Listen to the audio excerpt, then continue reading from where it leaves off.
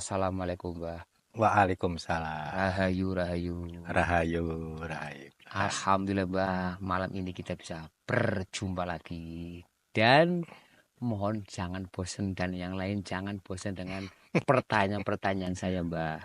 Nggak apa-apa, orang mau nanya ya kalau bisa ya saya jawab, kalau nggak bisa ya tetap saya jawab. Jawabannya ya nggak tahu kan gitu ya. Ya, itu harus, Mbah. Makanya saya bertanya mungkin si Mbah tahu. Kan Ya, seperti itu. mudah-mudahan bisa saya jawab ya. Iya. Hmm.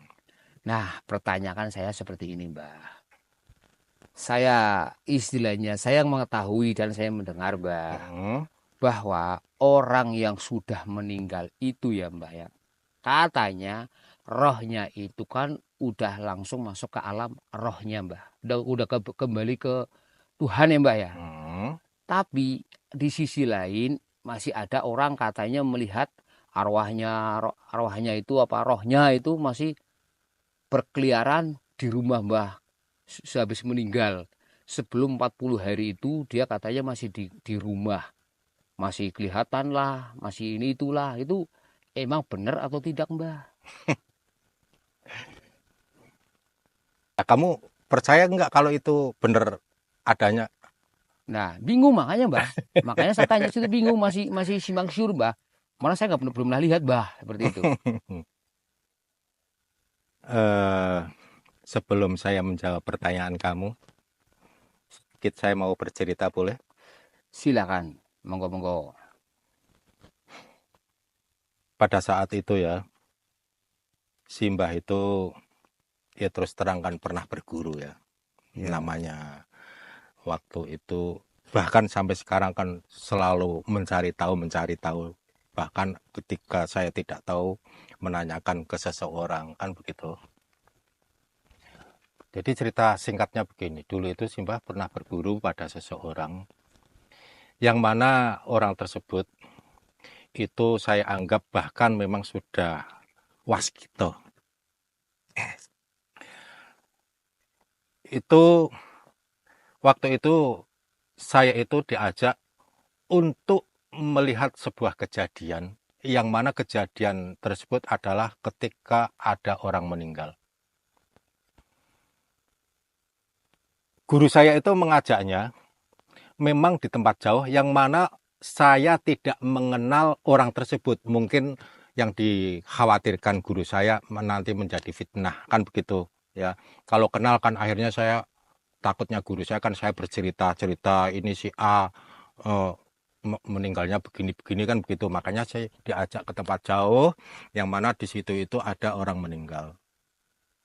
Nah, saking waskitonya guru saya itu, dia mendatangi tempat yang mana tempat tersebut kok padahal jauh itu ya.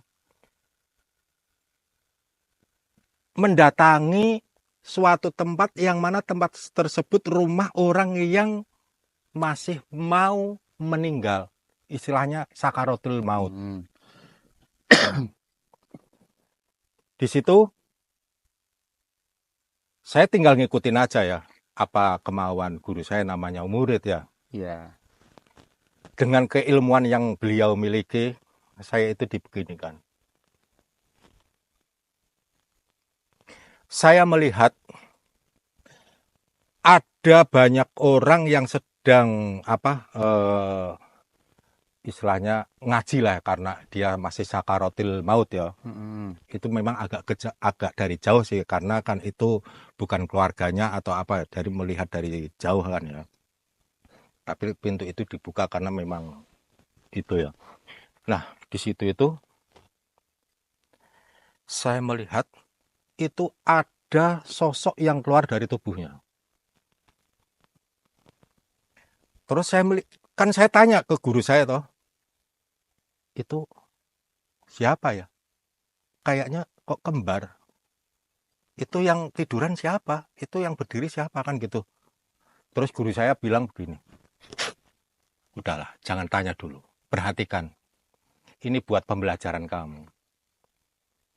Nah, ketika si ada yang kembar tadi keluar, ya,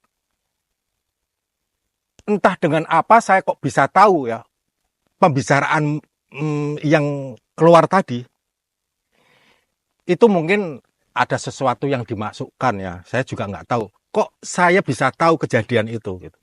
Keluar, ketika dia keluar itu dia kebingungan yang berdiri itu. Yang satu duduk, yang satu kan berdiri. Tapi kembar itu. Ini kok itu saya kenapa kok tergeletak di sana? Yang tadi berdiri itu. Kebingungan. Lah kok banyak orang yang ngaji? Lah kok anakku nangis? Lah kok istri saya nangis? Kebingungan dia itu. Ketika itu,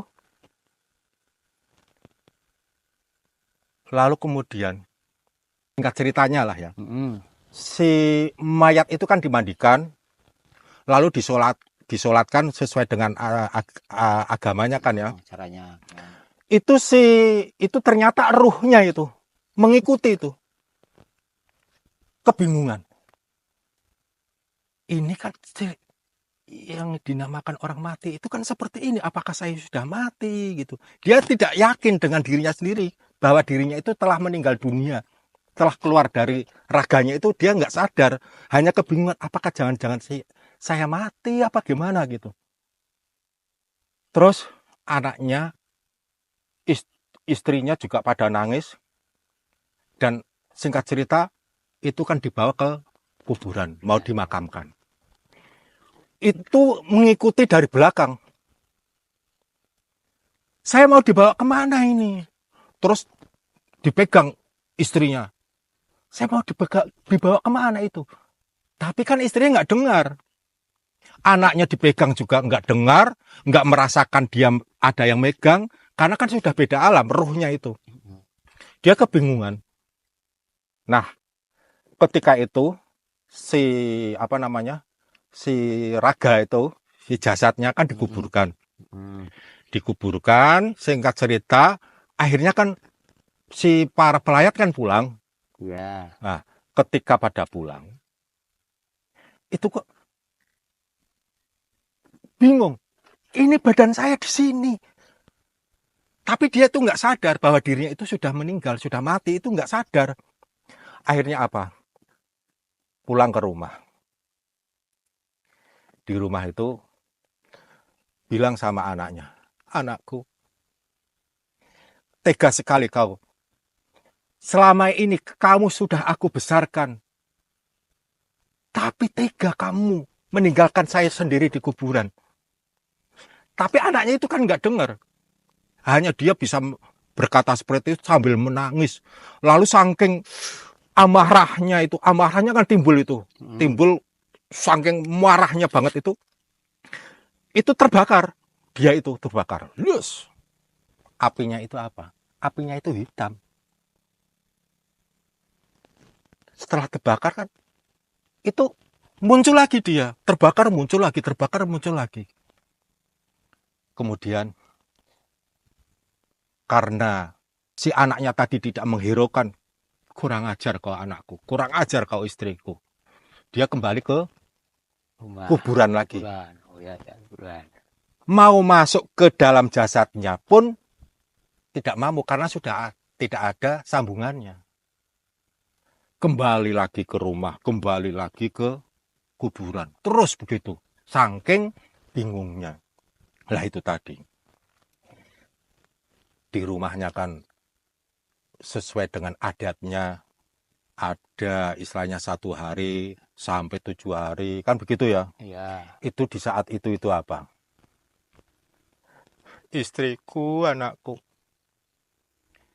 selama ini saya mencari uang, saya kumpulkan itu buat kamu. Tapi kenapa kamu bagi-bagi seperti ini? Dia merasa apa? Apa yang ia miliki ketika buat makan-makan, buat jamu orang-orang yang ngaji lah ibaratnya. Dia itu apa? Kesakitan. Karena apa? Karena dia itu pada dasarnya itu pelit. Pada dasarnya kan pelit. Ketika membagi-bagi itu nggak terbiasa untuk sedekah lah, untuk berbagi sama sesama manusia, sesama makhluk lah ya gitu ya. Kembali lagi ke kuburan. Nah, singkat cerita, sudah mencapai 40 hari. Kalau sudah 40 hari itu sudah bluk istilahnya itu, apa raganya itu. Sudah Ya. busuk, sudah istilahnya sudah nggak berwujud lah ya. Iya, iya, iya. Nah, Lalu kemudian dia kembali lagi ke rumah, nangis. Kadang-kadang ada orang yang mendengar. Karena apa?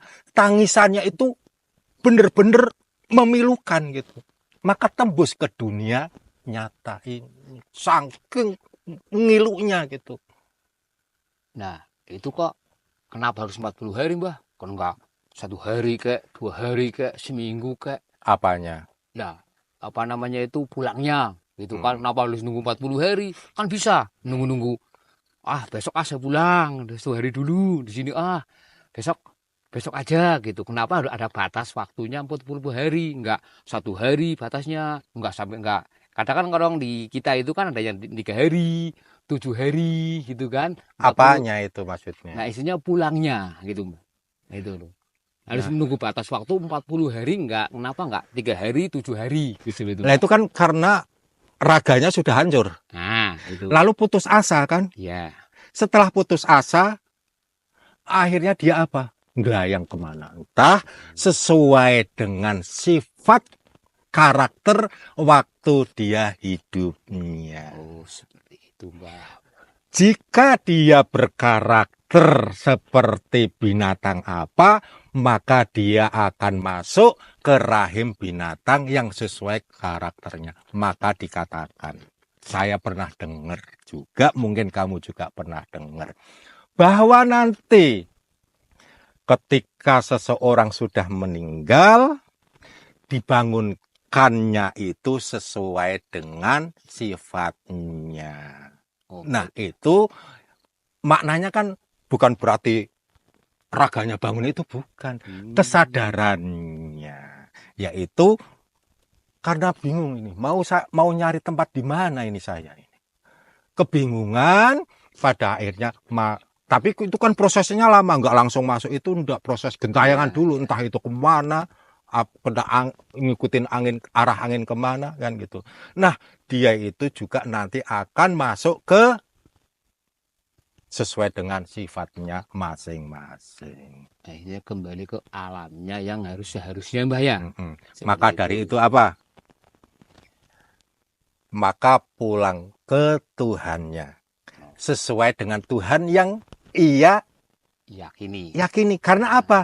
Ketika dia hidup, Tuhannya itu apa? Egonya itu apa? Tuhan itu kan tergantung bagaimana kita menuhankan apa?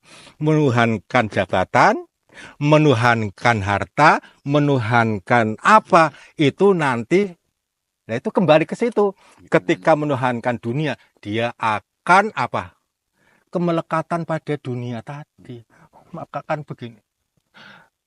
Duniaku, duniaku mana? Hartaku mana? Karena apa?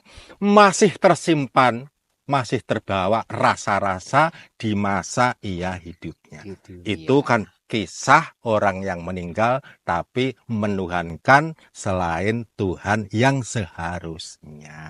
Gitu. Mantap, Mbah. Hah? Mantap itu. Masuk di akal, Mbak ya. Masuk di akal. Masuk di akal. Lah, kadang seperti itu. Lah, kita istilahnya buat contoh kita aja ya, Mbak ya. Yang masih diberi umur, masih hidup ya, Mbah. Ya, namanya manusia sih tidak akan lupa dari khilaf. Dan tidak akan lupa dari dosa ya, Mbak ya. Ya, istilahnya paling tidak, istilahnya kita ya harus mengurangi hal-hal yang tidak perlu kita lakukan banget ya, Mbak. Ya, tujuan kita kan di dunia ini kan cuma istilahnya tetap menuju kematian, Mbak. Tidak mungkin enggak seperti itu, Mbak ya. Tapi ya ala baiknya ya kita ya harus berintrospeksi diri dan berbaik hati.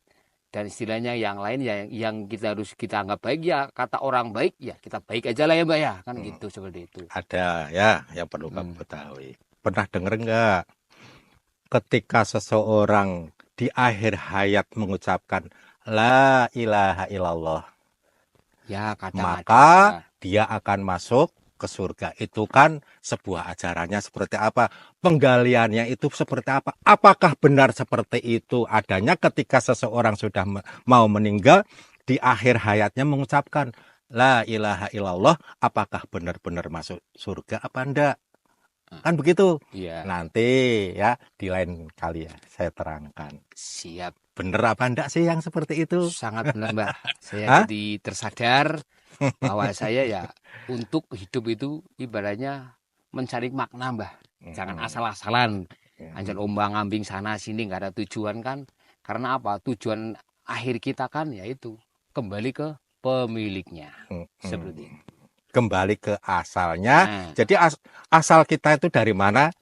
Ya, nah, kalau badan sih kita kan raga ini kan dari tanah hasil kita makan, maka akan kembali ke tanah. Lalu apa sukma dan ruh kita itu mau kemana? Biar itu. kembali ke Tuhannya itu yang seperti apa? Nah, Itu kan definisinya nanti Mm. akan saya terangkan yang di lain kesempatan saja. Siap, Ya. siap, siap.